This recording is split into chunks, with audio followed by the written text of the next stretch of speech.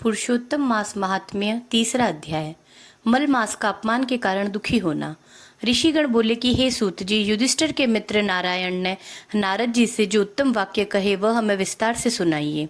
सूत जी बोले कि हे ऋषियों, नारायण भगवान ने नारद जी से जो सुंदर वचन कहे थे वे जैसे सुनने हैं वैसे कहता हूँ, एकाग्रचित होकर सुनो।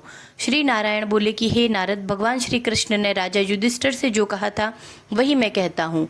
एक समय धर्मराज युधिष्ठिर दुर्योधन आदि के छल से जुए में हार गए थे और बड़े बड़े महारथियों के सामने ही दुष्ट दुशासन ने अग्निकुंड से उत्पन्न हुई धर्मपरायणा द्रौपदी के बालों को पकड़कर खींचा था और जब साड़ी खींचने लगा तब श्री कृष्ण भगवान ने उसकी रक्षा की। तत्पश्चात युधिष्ठिर आदि पांडव राज्य छोड़कर काम्यक वन को चले गए। वहां पांडव लोग वनवासियों की भांति वन के फल खाकर अत्यंत दुख पाते हुए रहने लगे। देवकी नंदन श्री कृष्ण भगवान उनको दुखी देखकर मुनियों सहित काम्यक वन को गए।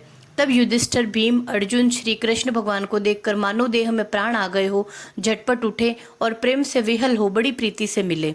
एवं नकुल सहदेव ने भी शीघ्र ही उनके चरण कमलों में प्रणाम किया। द्रौपदी ने भी कमजोरीवश धीरे धीरे चलकर प्रणाम किया।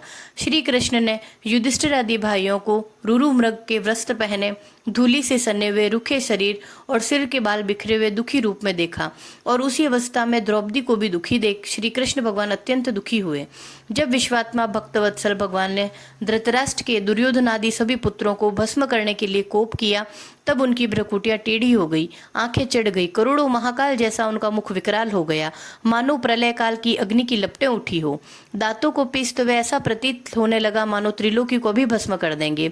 जिस प्रकार सीता जी के वियोग से संतप्त होकर रामचंद्र जी को रावण पर क्रोध आया था, उसी प्रकार श्री कृष्ण का स्वरूप हो गया। तब अर्जुन श्री कृष्ण भगवान के स्वरूप को देखकर भय से थर थर कांप उठा और दोनों हाथ जोड़कर युधिष्ठिर तथा द्रौपदी सहित उनको प्रसन्न करने के लिए स्तुति करने लगा। अर्जुन बोले कि हे कृष्ण, हे जगन्नाथ, हे नाथ, मैं जगत से बाहर नहीं हूँ। हे जगत के रक्षक, आप मेरी रक्षा करिए। जिसके दृष्टि टेढ़ी मात्र करने से ब्रह्मा का भी पतन हो जाता है, उसके कोप से क्या नहीं हो सकता, यह कौन नहीं जानता। अतः हे जगतपते, आप संहार करने वाले हैं। आपने क्रोध को त्यागिए और आपके क्रोध से संसार में प्रलय हो जाएगी। आप सभी तत्वों के ज्ञाता, सब कारणों के कारण स्वरूप, वेद वेदांग के बीज के भी बीज ईश्वर श्री कृष्ण, मैं आपको नमस्कार करता हूँ। आप ही चराचर जगत के उत्पन्न करता, सब मंगल के मांगल्य बीज स्वरूप है, सनातन है। आप अपने रचे हुए विश्व का एक व्यक्ति के अपराध के कारण क्या नाश करेंगे? ऐसा कौन होगा जो मच्छरों को भस्म करने के लिए अपने सब घर को जला देता है? श्री नारायण नारद जी से बोले। शत्रुओं को मारने वाले अर्जुन ने जनार्दन श्री कृष्ण से ऐसा कहकर हाथ जोड़ नमस्कार किया।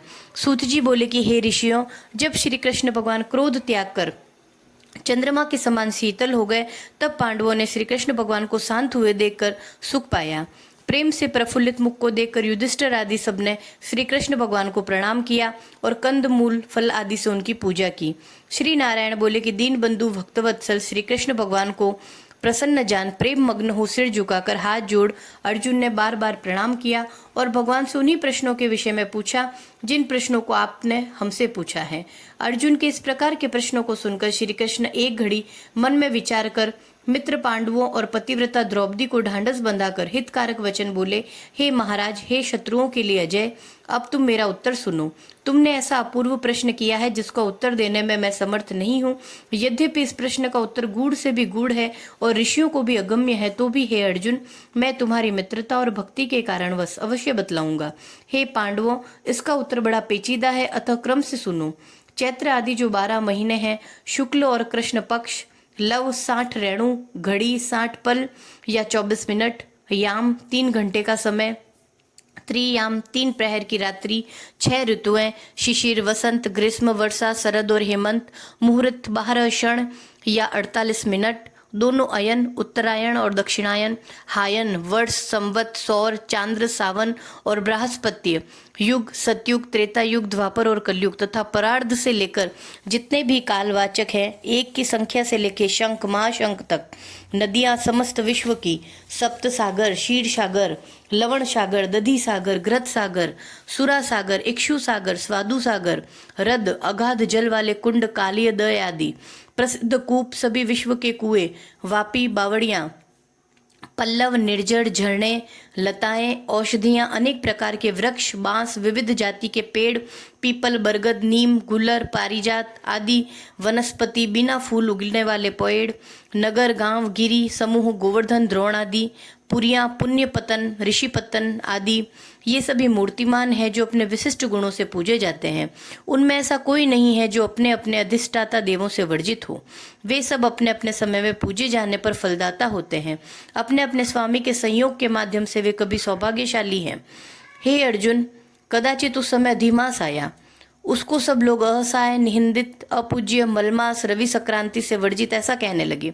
मल रूप होने से अछूत और शुभ कर्मों के लिए निंदित होने के कारण कांतिहीन, निरुद्योगी, अत्यंत दुखी, थकित शरीर, चिंता से घिरा, मन मलिन, मुर्दों की तरह हृदय में धैर्य धारण करके मलमास मेरी शरण में बैकुंठ में जहाँ मैं रहता हूँ वहीं पहुंचा।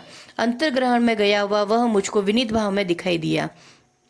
तब अमूल्य रत्नों से जड़ित सुवर्ण के आसन पर बैठा हुआ मुझे देखकर वह दंडवत करके नियमित हो हाथ जोड़े नेत्रों से आंसुओं को छोड़ता हुआ धैर्य धारण कर गदगद वाणी से प्रार्थना करने लगा। सूत जी बोले कि इस प्रकार वह नारायण कह के शांत हो गया। तब नारद जी यह सुनकर फिर नारायण से कहने लगे कि अधिक मास जगत के पापों को हरने वाले योगियों को भी दुर्लभ भक्ति से प्राप्त होने वाले पूर्ण रूप विष्णु के पवित्र लोक में जाकर संसार को भय देने वाले ब्रह्म रूप मुकुंद के पद कमल की शरण में पाकर क्या बोला सो सुनाइए।